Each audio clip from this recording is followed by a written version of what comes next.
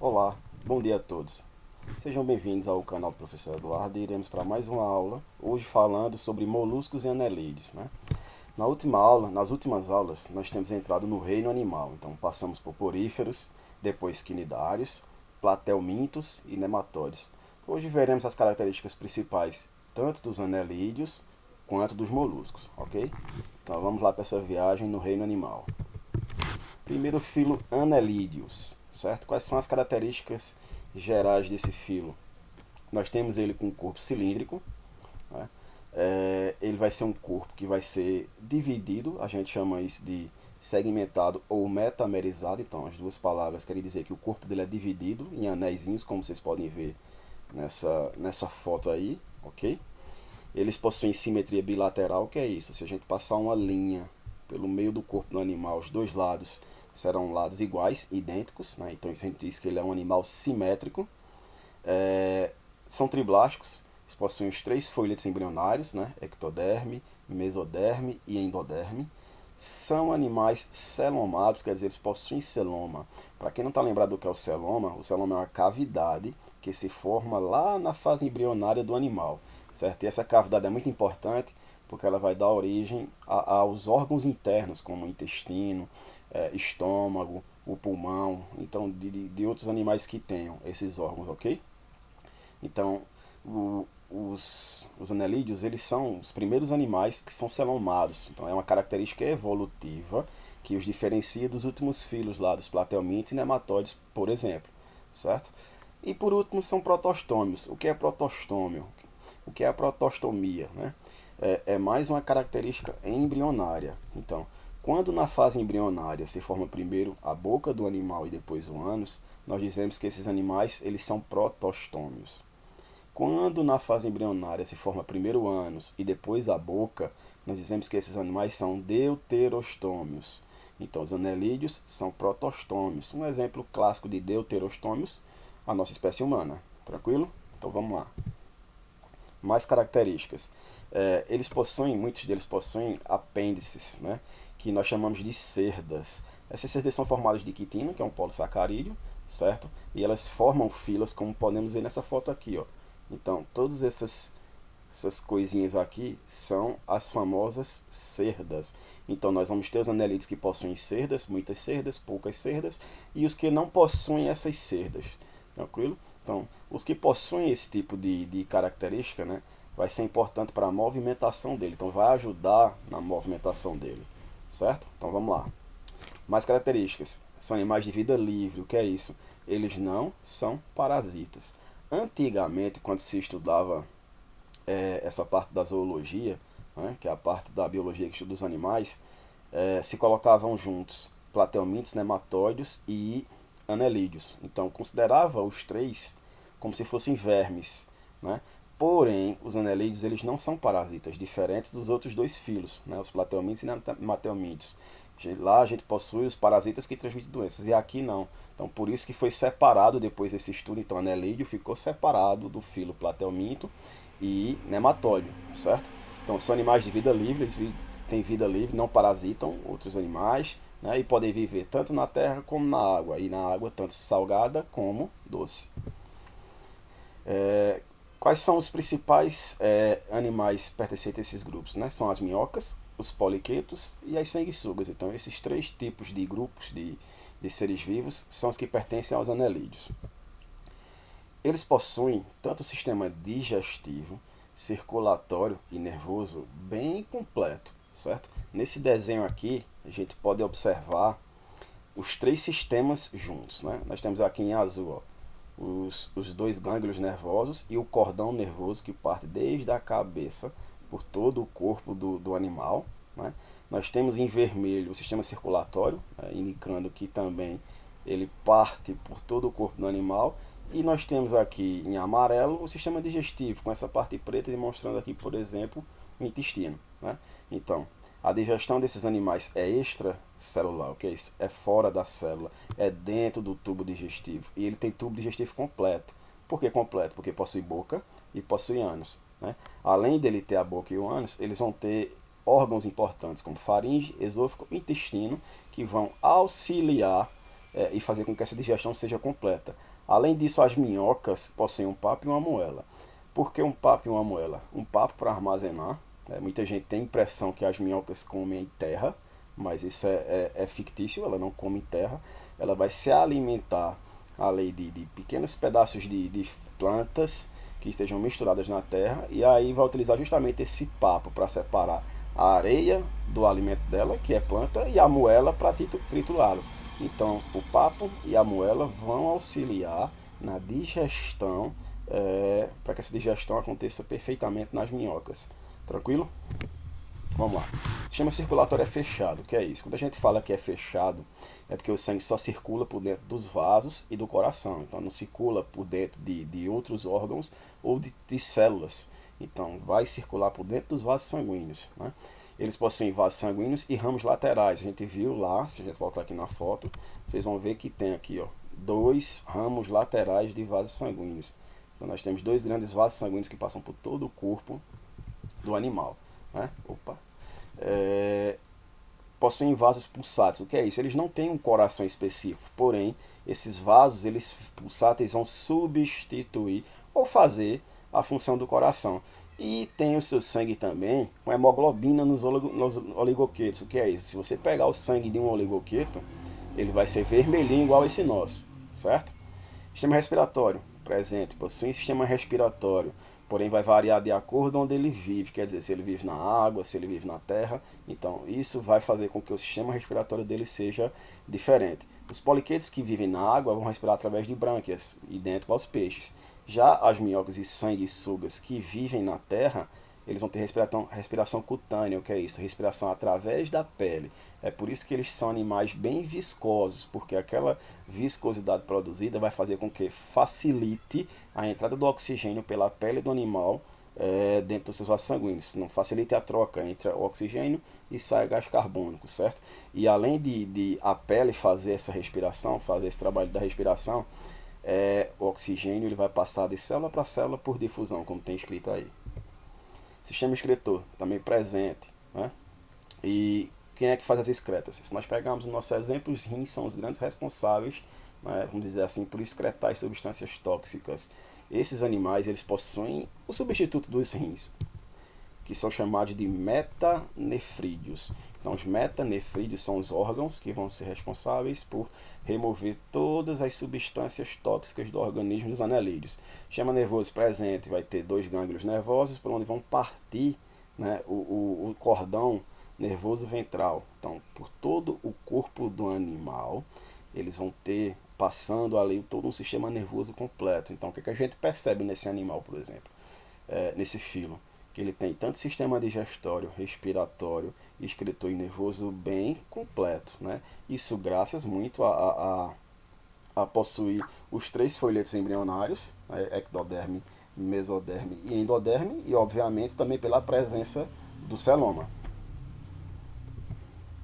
Reprodução deles. Eles podem se reproduzir assexuadamente e sexuadamente. Vamos lá, um a um, né? Aqui nós vemos uma foto de 2 minhocas, certo? O que é que se percebe aqui? Elas estão presas por essa partezinha que vocês estão vendo aqui, ó. O nome dessa parte é clitelo. Então as minhocas, quando querem se reproduzir sexuadamente, elas se grudam por essa parte chamada clitelo, né? E ali o que é que acontece? Elas vão fazer a troca de espermatozoides, certo? Então uma vai fecundar a outra, traduzindo, as minhocas vão ficar grávidas ao mesmo tempo, porque elas possuem dentro do seu organismo, elas possuem tanto o aparelho reprodutor masculino quanto o aparelho reprodutor feminino. Então elas ficam, quando acontece essa relação, quando termina, quer dizer, as minhocas, as duas vão sair grávidas, uma vai engravidar a outra, vamos assim dizer, certo? Então vamos lá, os poliquetos têm reprodução assexuada, ok? Se reproduzem sozinhos alguns deles, mas na maioria das espécies, né, vão ter monóicas e dioicas. O que é isso? Vão ter com um sexo só ou com os 2 sexos separados, né? E como eu disse, as minhocas é um exemplo onde a fecundação é cruzada. Então, uma vai fecundar a outra, as duas vão ficar grávidas ao mesmo tempo. Quais são as classes? Vocês lembram bem que a gente tem, né? Reino, filo, classe, ordem, família. Então, todas aquelas subdivisões quando a gente vai classificar um ser vivo, né? Então, a divisão de classes deles são os oligoquetos, né? Que o representante principal são as minhocas, vão viver em ambientes terrestres, mas bem úmidos, né? Ou um pouco de água doce. Eles não vão possuir parapódios, o que é isso? Estruturas locomotoras, né? Possuem poucas cerdas, e a utilidade dessas cerdas vai ser para cavar as galerias no solo. Então são animais muito importantes para a agricultura. Por quê? Porque ao fazer esses túneis que as minhocas fazem, elas fazem com que o solo fique mais aerado, que é isso, que tenha mais ar, oxigênio, gás carbônico, nitrogênio, que é muito importante para os vegetais. Então esses túneis cavados pelas minhocas vão ajudar muito para que o solo fique mais fértil ainda. Tranquilo? Os poliquetas, eles vão possuir muitas cerdas, né? Além disso, eles possuem essas estruturas aqui, ó. Primeiro, isso aqui são as cerdas, como vocês estão vendo. Mas eles possuem essas estruturazinhas aqui embaixo chamadas de parapódios, certo? Esses parapódios, eles vão ajudar na locomoção desses seres vivos. E o principal exemplo é esse que está na foto aqui, que é chamado de nereídeo, certo? Ele é de ambiente marinho, vive no mar. E os iludíneos, do principal exemplo é a sanguessuga. A sanguessuga não possuem cerda. Então nós temos os oligoquetas, que possuem poucas cerdas, onde está a minhoca. Os poliquetas, que tem muitas cerdas, onde está o nereídeo, né? E os irudíneos, que é a sanguessuga, que não possui cerdas. E outro detalhe, né? Esse animal, como vocês sabem, ele se alimenta de sangue, o próprio nome já diz tudo, sanguessuga. E o que é que acontece? Ele vai ter ventosas que vai se prender no corpo da pessoa, né? Do qualquer outro animal. E essas ventosas vão ter tanto na boca como no ânus, traduzindo. Ele vai sugar o alimento dele, né? Ali através dessas ventosas. Vai se prender e ali vai sugar, se alimentar do sangue do animal que ele tiver ali, ok? Porém não transmite doença. O próximo filo, né, o molusco. O nome molusco vem de corpo mole, então eles têm uma característica que é o seu corpo meio mole, e vai ter o corpo dividido em três partes, que é cabeça, massa visceral e pé musculoso. Então todo molusco vai se dividir em cabeça, massa visceral e pé musculoso, certo? Características gerais.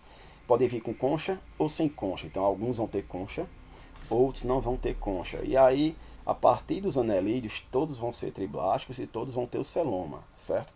Todos vão ter ectoderme, mesoderme, endoderme e ainda vão formar a cavidade do celoma. Traduzindo, vão ter todos os órgãos lá bem desenvolvidos para o seu tamanho, vamos assim dizer. E óbvio, também tem simetria, que é a bilateral. Se você traçar uma linha no meio, as duas partes desse animal vão ser iguais, idênticas.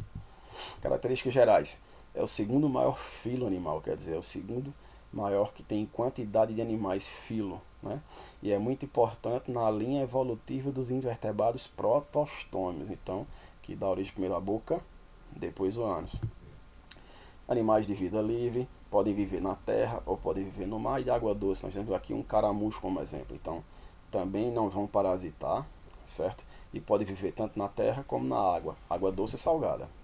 Vamos ver aqui a anatomia desse animal. A gente tem uma foto aqui, ó, onde você vai ver que tem mostrando todo o organismo por dentro desse animal. Então ele tem um sistema digestório primeiro completo, certo? Ele vai ter aqui, ó, o que a gente chama de hematopâncreas, né? O que é isso? É uma junção do fígado com o pâncreas, se assim dizer, né? Na nossa espécie nós temos dois órgãos, o fígado e o pâncreas. Aqui nós vamos ter um que vai fazer o trabalho dos dois, né? Então ele é chamado de hematopâncreas, vai ter função de fígado e do pâncreas, funções enzimáticas, né? Produzir enzimas para ajudar na digestão. E essas enzimas vão ser jogadas dentro do estômago, que a gente está vendo aqui, ó. Perdão, que a gente está vendo aqui, ó. Então essas enzimas vão ser jogadas dentro do estômago dele. Na boca dele ele vai ter uma espécie de, eu chamaria de dentes, mas é chamado de rádula. O que é isso? São pequenos prolongamentos formados de quitina e que vai servir para que esse animal raspe, ele raspar o seu alimento. Então ele se alimenta raspando, né? Seja o que for lá, ele vai raspar o alimento com esses dentes, com a rádula, para poder colocar para dentro da sua faringe lá, e depois, consequentemente, chegar ao esôfago e estômago. A digestão aqui, diferentemente dos anelídeos, vai acontecer dentro e fora das células, e a gente chama isso de digestão extra e intracelular, certo? Então, sistema digestório completo, a rádula na região da boca para raspagem dos alimentos, ele vai ter estômago, ele vai ter faringe, ele vai ter intestino, certo? E ele vai ter o hematopâncreas, que é a união do fígado e do pâncreas. Sistema circulatório, também presente, ó, só que a diferença, aberto. O que é isso?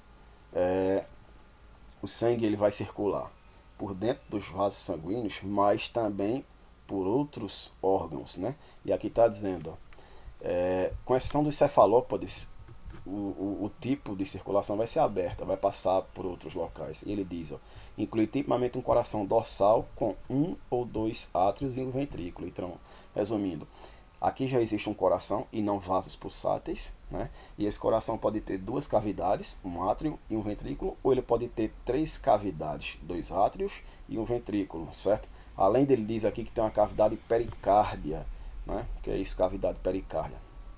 É uma cavidade que protege o coração, a gente chama de pericárdio, a parte externa do coração. Além disso, ele vai ter uma aorta anterior e muitos homocelos. O que é isso? Espaços entre os órgãos no tecido. E é por esses espaços que acontece aí, que existem entre os tecidos, que vai passar o sangue desse animal. Por isso a gente chama de circulação aberta. Sistema respiratório. Obviamente eles possuem, como eles existem também, aqui é o caso do habitat deles, né? Então, quem vive na água, como a lula e o polvo, vai respirar por brânquias, igual aos peixes, e quem vive na terra vai respirar também por pulmões, como lesmas e caramujos. E o sistema respiratório e circulatório eles estão acoplados, eles estão juntos, eles trabalham juntos. O sistema excretor também vai ter os metanefrídeos, que vão substituir o que os rins fazem no nosso corpo para que as excretas nitrogenadas sejam eliminadas do organismo dos moluscos. Sistema nervoso muito bem desenvolvido, certo? Muito bem desenvolvido, principalmente no polvo e na lula. Eles vão ter um cérebro muito grande, né? Vão ter 3 ou 4 pares de gânglios cerebrais ligados a um nervo que passa por todo o corpo do animal. Então são animais muito inteligentes, são animais que têm um sistema nervoso muito bem desenvolvido. Reprodução sexuada. Vão ter espécies monóicas, né, que só possuem um sexo, ou a gente chama de hermafrodita, quer dizer que vai estar ali tanto masculino e feminino, ou vão ter espécies que são dioicas, quer dizer que vai ter separado o masculino do feminino. Então, a gente vai ter os que têm hermafroditas, como os caracóis, e os mexilhões, você vai ter o mexilhão masculino e o mexilhão feminino. O desenvolvimento dele é direto e em outros indireto. Então, alguns deles podem ter estágios larvais, certo?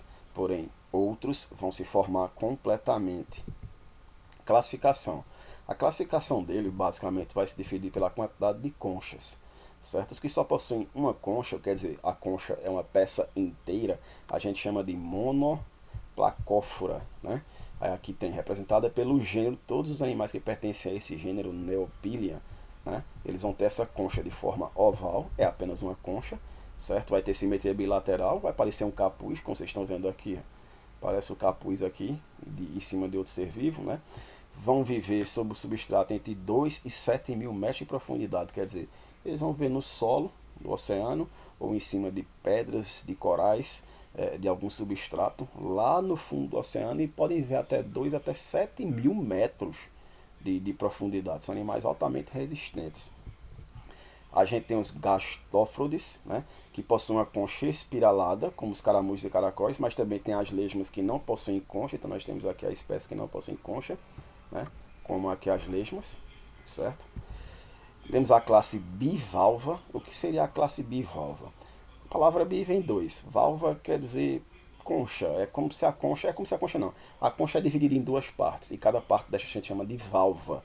Certo? Você pegar as ostras, quando você vai ver numa praia, por exemplo, que alguém vai comer ostra, você vê que vai abrir ali no meio e vai separar uma peça da outra. Então todos esses a gente chama de bivalva. Certo? E os mais conhecidos são as ostras, mariscos e mexilhões. E os cefalópodes, o que é isso? A palavra cefalópoda quer dizer encéfalo, cérebro, grudado nos pés. Então, cérebro grudado nos pés. E aí os maiores representantes é a lula e o polvo, né? Apesar que tem também o Nautilus. Mas são moluscos, como eu disse, altamente desenvolvidos. Quando eu falo desenvolvidos, tanto de estrutura como de cérebro, sistema nervoso central, eles é muito desenvolvido, né? São considerados invertebrados mais avançados ou mais evoluídos que existem no planeta por causa disso, certo? Outro detalhe que eu esqueci de falar, a palavra gastrópode quer dizer que é intestino grudado nos pés, né? É bem interessante esses nomezinhos aí também, certo? Então, pessoal, essa foi nossa aula. Vimos mais dois filos, né? E vamos ter muitos ainda pela frente, então cada semana que passar a gente vai ver um grupo de filos, ou dois, como foi nesse caso aqui, diferentes. Já vimos poríferos, quinidários, platelmintos, nematóides, moluscos e anelídeos. Então já passamos por 6 filos, né? Mas ainda temos muitos outros até chegar nos mamíferos. Espero que tenha sido interessante, espero ter sido legal. Peço que vocês curtam a aula, que vocês compartilhem, comentem suas dúvidas, né? Se puderem, divulguem o canal com seus amigos. É importantíssimo nessa época de pandemia a gente divulgar conhecimento para todo mundo, né? Repassar conhecimento para os outros, né? E qualquer dúvida me procure nos comentários aqui pelo YouTube ou me procure no WhatsApp, ok? Abração bem grande, se cuidem e tamo junto. Tchau, tchau.